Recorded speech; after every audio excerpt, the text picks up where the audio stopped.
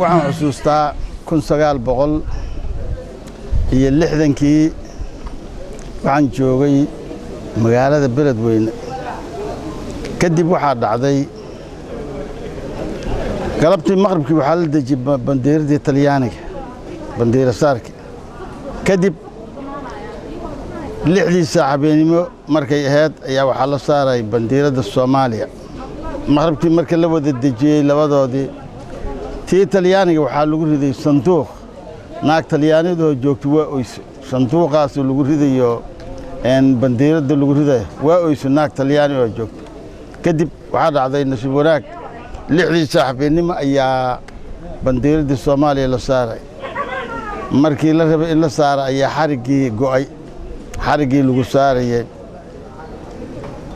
tii kor u socotay ayaa go'day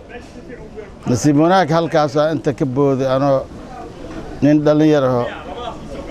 15 jir waxaan ku socday birti dag birti calanka lagu saaray shacabka isku dhacay waa tagay garkii kalaan soo qabtay labadii garaan isku soo xiray waa la soo hoobtay waa la soo degay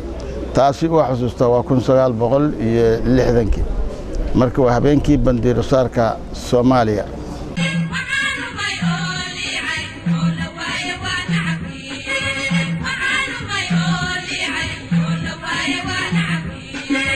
بشيما